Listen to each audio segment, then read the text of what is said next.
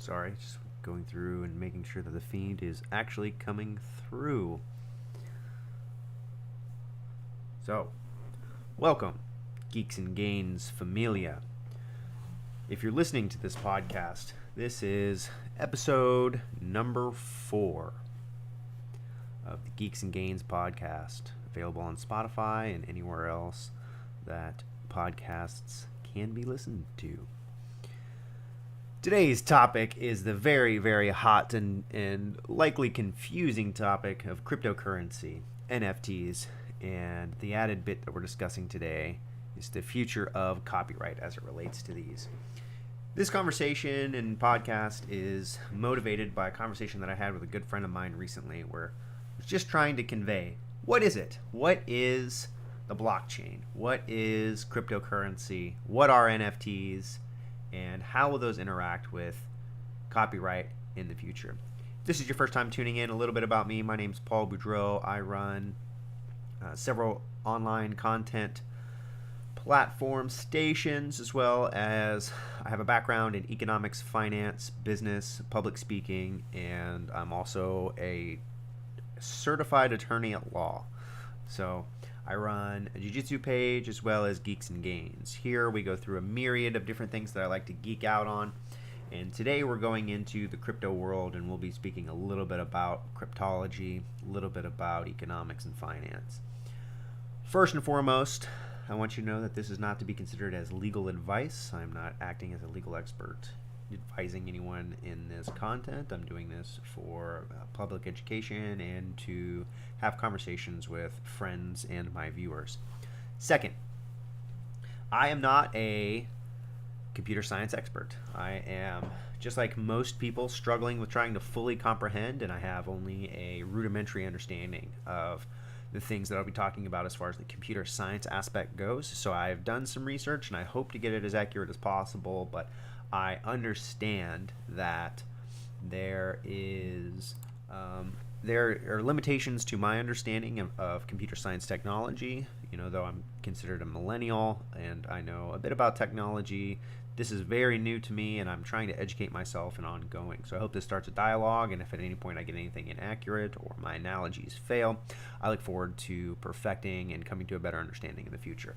So first and foremost, let's talk about what is cryptocurrency? What is the blockchain? What are all these things that you've heard about recently and that are making tons of people tons of money and that are all abuzz on Twitter and other social medias? Let's talk about it. First and foremost, we have to start, number one, with a background and a history of ledgers.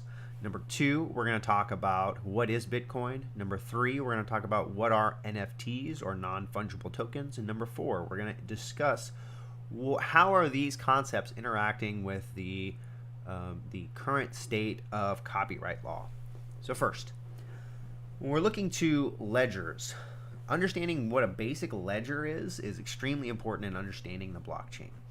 A ledger is really no more than a document that tracks transactions. That's, in its simplest base form, is a way to say we've had an exchange of goods, an exchange of monetary value, and we have a record of that. When we look to the earliest proto-cuneiform, which cuneiform tablets are really historically what are currently acknowledged as the oldest form of communication and the oldest form of documenting transaction. There are proto-cuneiform tablets that exist and have been documented as early as 32 to 33,000 BC, nearly 6,000 or 7,000 years old, perhaps even older.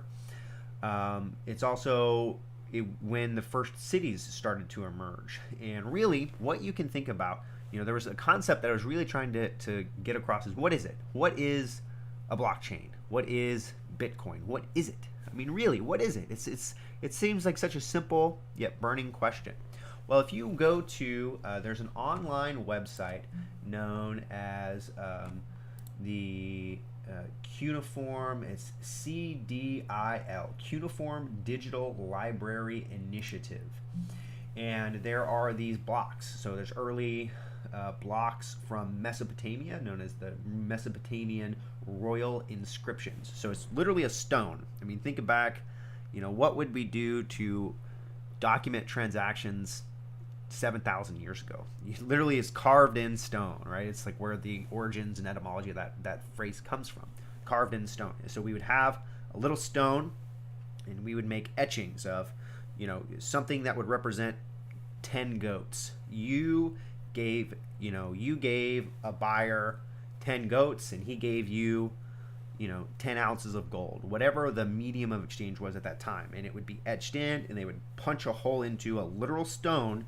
And these stones there would be specific people who are designated that could create these, because that's one thing you want from a ledger, is you want proof of the ledger. You want to know its viability. You want to know its certainty. You want to know predictability. How do we prove and authenticate that the ledger says what we want it to say? Right? How do we know that this history of transactions is valid and can be accepted? And there have been thousands of iterations and evolutions of how this happens, and the earliest ones are these little stones that served as a ledger. There's what's known as the double bookkeeping ledger that originated and is that presupposes the modern form of accounting. We're not going to get too much into the history of that, but just know that a kind of new way of creating credits and debits in the future came about and has led to, I think Marx even said spawned the current form of capitalism. So, a block in the blockchain, in its most simplest form, is literally just one of these ledgers. It is a digital ledger. It is a ledger online, in cyberspace, on the interwebs, that allows us to track a transaction. So that is what a literal Bitcoin, if you're listening to this, a Bitcoin is shown in the background of the video here. It's what is a Bitcoin? It is just one block of this ledger, and it's very complicated set of cryptography, and cryptography is just a way to encrypt things. You think about World War II. One of the famous wind talkers was known as cryptology. It's a way that they encoded information that you would have to have a cipher to decode and understand, right? It's a way to code things. And Bitcoin came out, with the initial, it's known as the initial white paper, talked about how this would function. And there's essentially a very complex mathematical formula that we have to decode, right? It's called proof of work. We have to prove that there is a proper chain of custody on the blockchain. So we have these ledgers, and we're trying to verify that these ledgers are what they say they are. So let's say we have a pool of transactions. Me and my friends get together every month, and we all loan each other money. And at the end of the month, we want to make sure that everyone's accounting is in order and that these transactions are verifiable and certain. When you talk about some characteristics of what you would want from historical ledgers, some characteristics are pictographic representation of the purpose of each transaction and allotment, incremental calculations for subtotals for the calculation to be verified, the signature of an official to specify who authorized the transaction, a means of authentication with some sort of seal, and a dating system which can specify a date or duration. And so that's how the old ledgers work. And that's what the blockchain is doing. It's doing all of these things. It's creating in digital cyberspace a verifiable method for us to track transactions. And so our tracking of these transactions are done through essentially zeros and ones. So there's, and I won't get into the technicality of this, but there's what's known as like a hash rate or a hash number. And it's essentially 256 characters that are either 0 or 1. And when you think about this, this is where the beauty of it comes into, because it's just basic math. If you think about exponents, and you think about functions, which we learned in basic algebra, hopefully, those things that you might have glossed your eyes over and think, I'll never use this. It turns out it's very important when it comes to the functioning of Bitcoin and cryptocurrency. So essentially, there's a code. There's a public code and a private code. So if you sign up to be a member in the blockchain, you have a private code. Is essentially, think of it as your digital signature, right? You sign a piece of paper, that's your signature. Well, there's a digital signature consisting of a certain numerical value, typically in this 256 character range, that's unique to you. And there's a public code that everyone on the blockchain can access. And so how we verify this is we identify so We identify a public code and a private code to verify the transaction in its simplest form.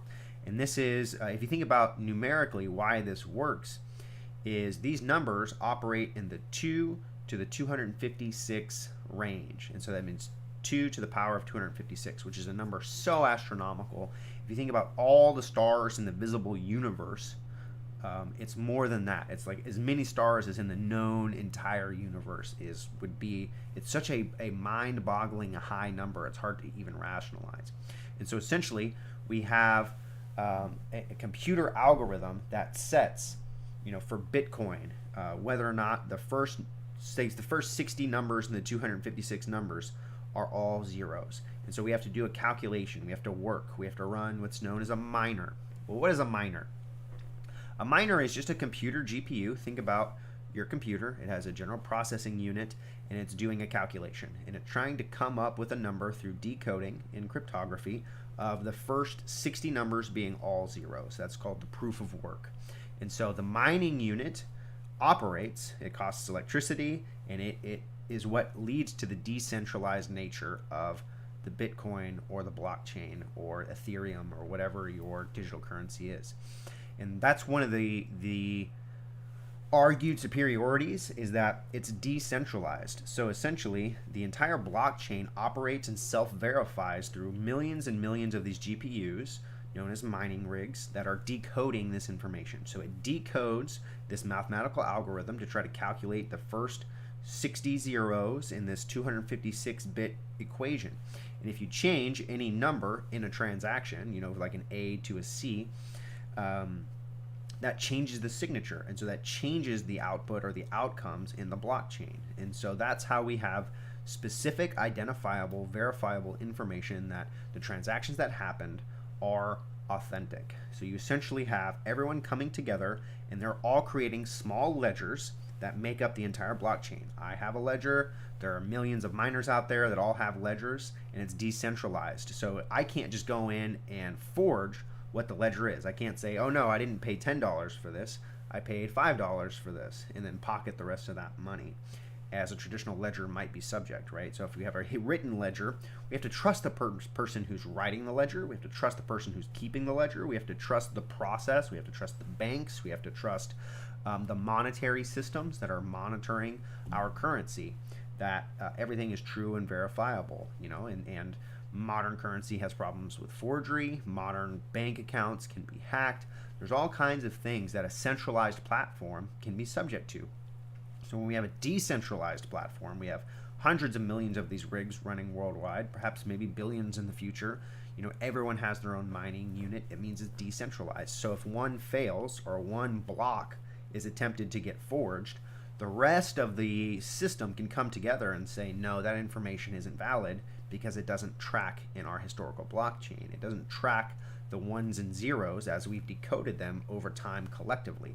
And there are estimations that you would have to operate essentially 50% of the entire computing power of all of the current computers processing that are decrypting this information. So it's that decrypting that's known as mining, which allows for information, the information being decoded and recorded, allows a small percentage chance to get a piece of, say, Bitcoin, right? It's like you get paid, and usually these are done in what's known as mining pools. So my one computer is not fast enough, but if I can get 10,000 people all collectively to try and mine and get the access to supply information to the blockchain by coming up with these numerical values, we get a small slice of the pie. We get a small, we get a point percentage of a Bitcoin, which now Bitcoin's worth $60,000, $50,000 to $60,000. And so even if we get 0.1 Bitcoin, that still has significant value. Or, maybe we get super lucky and we get half a Bitcoin, through our giant mining pool. Well, that's $30,000 that we get to divide up collectively. So we have these ledgers. The ledger itself is the asset. It is the currency. It's because it is verifiable, because it's so difficult. We essentially haven't had any real mechanisms that can create fraud out of these. And it's finite. So one of the things, this essential main definition of what economics is is economics is the study of finite scarce resources and the allocation thereof. So how do we allocate our finite resources? That's why Bitcoin there's some claims that Bitcoin has no intrinsic value, but all intrinsic value is a matter of scarcity in economics, and this is a scarce resource. There's a limited number of Bitcoins based on the algorithm and production that can be mined. Essentially, there are only a set number that can exist in total, which therefore makes it, even in digital space, scarce. So we have the blockchain. We have these ledgers that are encoded numerically. They're done through computing power, and it has a tracking system that can verify. That's the power of Ethereum. So Ethereum has what's known as smart contracts, which are essentially utilizing their blockchain to transfer information. And we keep records of those contracts and information on these ledgers. And that's one thing in the legal field that sometimes we have problems with, is we want to know, is this contract authentic? How do you do that in the law? Well, usually you have to get one party in and get them under sworn testimony, and we say, is that your signature there? And they say, yes, it is. And we get the second party that comes in and we say, is that your signature there? Yes, it is. Is this a true and accurate representation of the agreement that you two entered into? Yes, it is. Okay, so now we've gone through this whole long process of what's known as authentication. That's what it's referred to in the rules of evidence. Well, the digital space does this almost implicitly, because these numbers are so big, again, 2 to the power of 256, they're so big that you essentially would have to have millions and millions of hours worth of work time to try and create a fraud. And because it's decentralized, the system itself is essentially becomes self-correcting, because it says, no, we think that's fraudulent because we have all of these ledgers, all of these blocks of these ledgers that have been proven and tracked over time throughout the world, and yours doesn't make sense in the numerical values that we've tracked. And so we have something that's verifiable, something that is scarce, something that is authenticated, something that you can trace, almost instantaneously, given the powers of computing. So that's why Bitcoin and why the blockchain is so valuable, is because it cuts out a lot of the effort necessary in making transactions and keeping information online. And it's decentralized, so you don't have to worry about politics, global powers, failures of systems. Essentially, the whole system would have to collapse, or you'd have to get a huge conspiracy of more than 50% computing power of the entire system, which is functionally implausible at this current time. So we have these ledgers that constitute the blockchain, and that information has now had intrinsic value in which we can trade. So I could say, send my friend John 1 Bitcoin. He's like, I need to buy something. I want to buy a Tesla car, and I need 2 Bitcoin. So I send him 2 Bitcoin on the condition that he sends me 2 Bitcoin back 6 months from now. I say, okay, it's essentially a loan. I'll give you 2 Bitcoin. You give me 2, let's say I even charge interest. You give me 2.1 Bitcoin back 6 months from now. That's why tokens, or the Bitcoin, or whatever cryptocurrency you're using, are known as fungible, because essentially you can trade 1 for 1. Or I can trade 1 for a certain number of Ethereum. I think Ethereum's at 2,000, right? So if we're at 50,000 and 2,000, we can come up with some simple math that gives me the equivalent amount. I can trade 1-to-1 ratios, or 1-to-10 ratios, or 1-to-5 ratios, whatever the ratio is in the current values. Or we can trade it for cash, right? We can trade 1 Bitcoin for $60,000, and then I can pay $60,000 a week later and get a new Bitcoin. Fungible assets.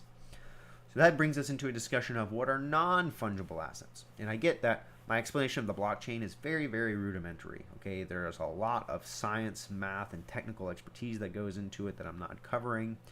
One, because I'm not a specialist in those areas, and number 2, the amount of time it would take to explain all of that is significant. So hopefully that gives you a broad overview of what the blockchain is, what mining is it's really just decoding information, trying to get a part of this medium of exchange in value.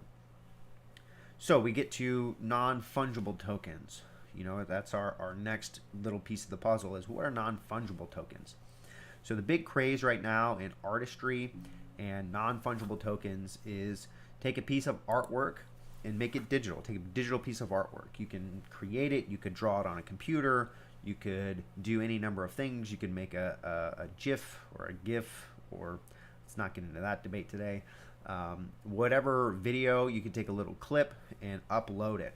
And it essentially gets assigned, again, a numerical value. It's minted is what they're calling it, but it's essentially assigned a token number that is just a record on these digital ledgers, right? That's why these ledgers are important. Is this becomes, it says, okay, Paul has uploaded a picture. I actually did this. I made an NFT of a colorized version of my dog.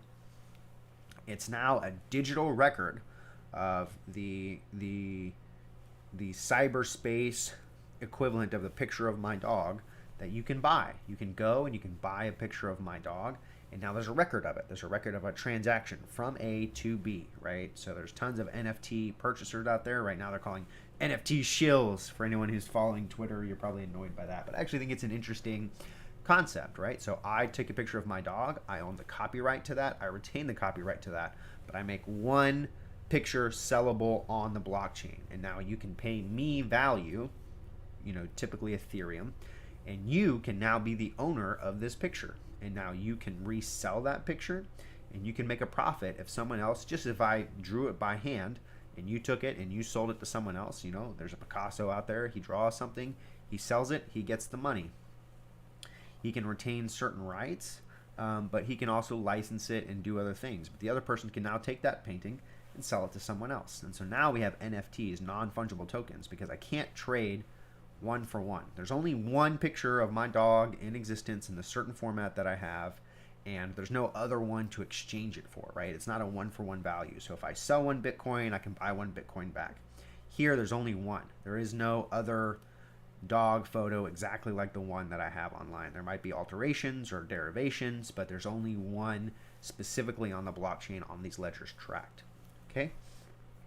So now we have a non-fungible token. That's why it's non-fungible, because it's only one for one. It's not, there aren't 21 million Juliet dog photos, at least not yet, on the ledger. There's only one on the ledger, and you can only buy it once. And now you own that. And I've even seen people set up rigs that they have digital screens where they're displaying their own digital art. So it's a new and evolving technology, and it's very interesting. And this is the hot new topic on non-fungible tokens.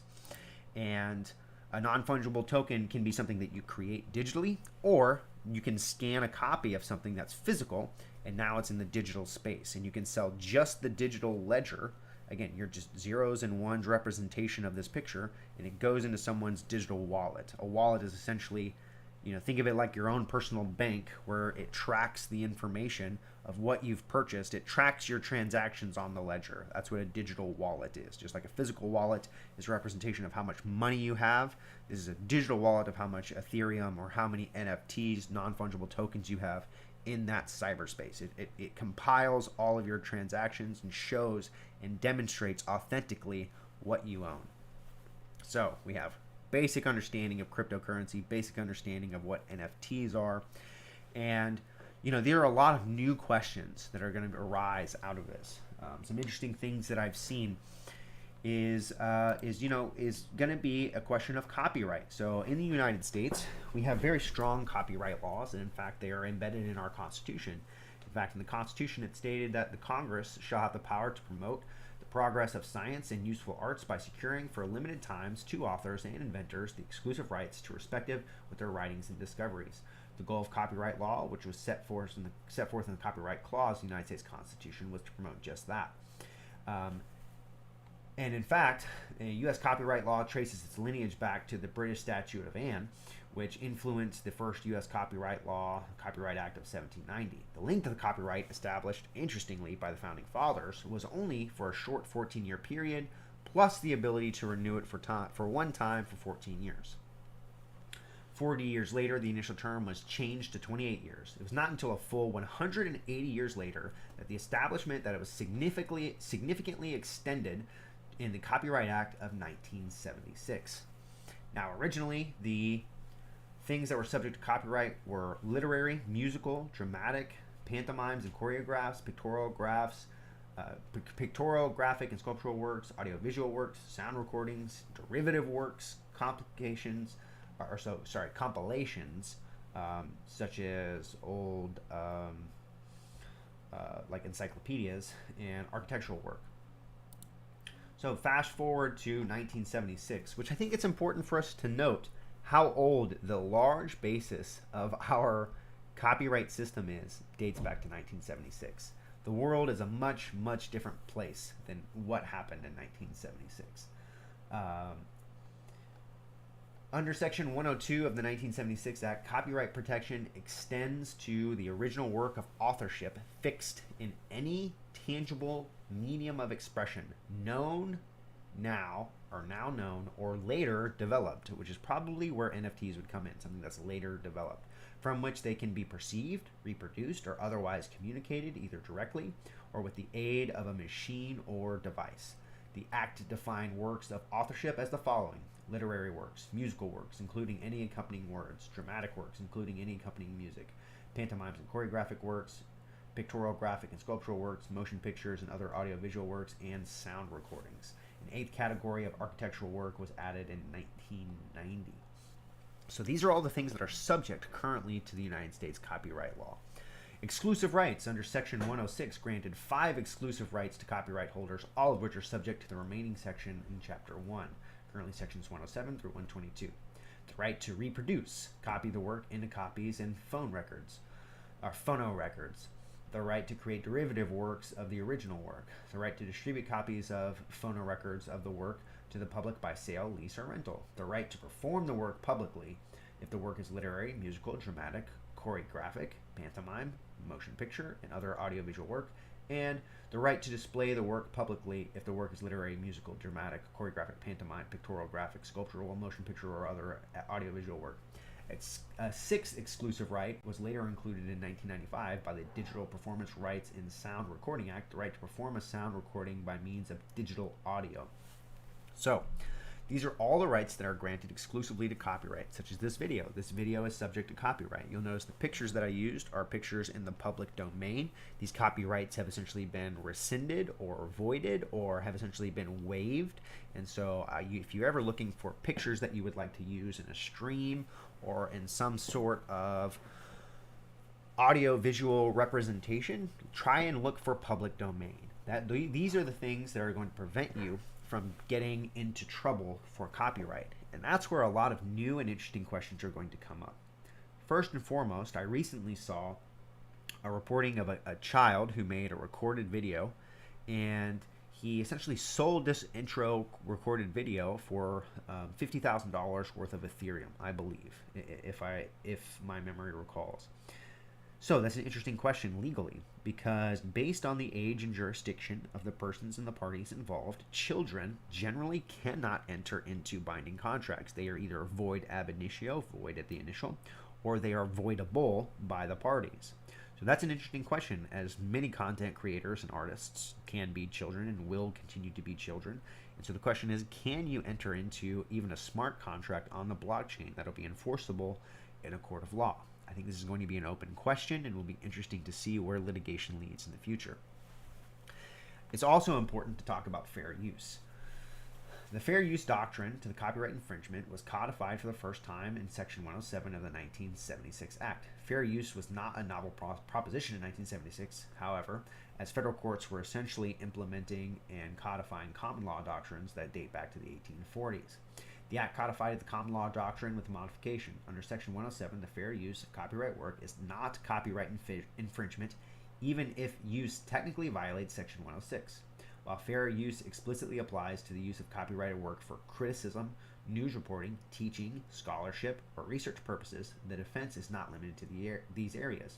The Act gives 4 factors to be considered to determine whether a particular use is fair use. Number 1, the purpose and character of the use, commercial or educational, transformative or reproductive, political. Number 2, the nature of the copyrighted work, fiction or factual, the degree of creativity. Number 3, the amount and sustainability of the portion of the original work used. And number 4, the effect of the use upon the market or potential market for the original work. The Act was later amended to extend fair use to defense to unpublished works. So this is an ongoing conversation that happens even recently. When I was streaming, I got a copyright notice from YouTube. I streamed for over 8 hours, and on autoplay, sometimes songs would come up that I didn't intend to play. But it's important to note that currently my feed, this broadcast, is not monetized, and that I'm not making significant sums of money in making it. And I definitely didn't make any money off of the live stream in which it was claimed. So the question is, where is the fair use? This will be an ongoing discussion that we'll be having as far as NFTs, as far as reprintability. And in fact, there was a recent high-profile case of a Wonder Woman comic and NFT, in which a former DC artist became a millionaire selling Wonder Woman NFTs, the original author, and apparently received a cease and desist letter. So Jose Delbo brought in nearly $2 million as an NFT craze continues to explode in popularity. This is according to CBR.com, which is not the best site, but it seems to be accurate. And so the question is, do they have the right to sell this information if, let's say, the original owners, let's see, whomever own, whatever the major giant corporation parent company is that technically owns Wonder Woman now, whatever institution that is at any given time, do they have a right to stop people from selling original print work, and what do their contracts say? Do the original contracts allow for reproduction and reselling of original items? This will be contentious information, and people should tread lightly in producing NFTs if they don't own the original content. This will be an ongoing question. Clearly, the copyright laws are old in the wave of, the current state of what copyright should be. In the world of memes, the amount and changing of information, derivative works, and copyrights are continuously ebb and flowing. It is going to be something that is so new, so dramatic, that it's hard to stop the groundswell even if people wanted to. But here's the rub. If you register your copyrighted information, so you have to go to the Copyright Office of the federal government, you have to register, you have to identify and register and get a copyright. They essentially issue a certificate that says because you can't copyright an idea. You can only copyright representations of ideas, and like you can't patent just an idea. Like you can't copyright or trademark just an idea. You have to have a physical, tangible material that you've created that you can copyright, some sort of representation as previously defined. And the rub is, if you have a federal copyright and you can prove a federal copyright, there are strong statutory penalties for people who violate your copyright, which is why YouTube and other online streaming services are so judicious about trying to take down things that they even perceive are copyrighted. Because if you knowingly and willfully violate a copyright, the statutory penalty can be up to $150,000 per transaction, and what per transaction means is an ongoing discussion in the legal field, but just know that someone could sue you for, if you purposefully knowingly and willingly violate someone's copyright and copyrighted material, you could be punished $150,000 statutorily, which means you don't have to prove the actual damages, you just have to prove the willful violation, and the court says $150,000. Here we go. So, as NFTs explode, as artists are trying to make money in doing these things, it would be an air of caution is to make sure that you own the copyright of the information that you are minting and putting on these ledgers. Because even though it's existing in the digital space, given what we defined earlier, it's very likely that you could run afoul of copyright if you are not certain that you own certain information. So, today we discussed the very, very rudimentary understanding of what the blockchain is, what cryptocurrency is, what mining is, what NFTs are, and more importantly discussed how all of these things are going to influence the future when it comes to copyright violations, fair use doctrine, and all things attenuated there too. This would be very interesting to see how it proceeds in the future. I've handled some copyright cases of myself in the past, and this will be a new area. I think an entire new practice of law or sub-practice of law will likely be generated because of this, and it'll be very interesting to see. So, if you enjoyed this podcast or this production, feel free to find me on Linktree.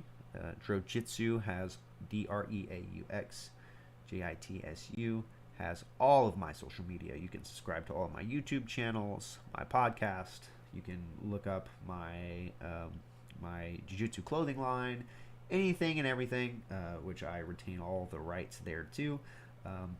Feel free to share this on any of the social media, and if you enjoy this content, please come back, send me your ideas, tell me what you'd like to hear in the future.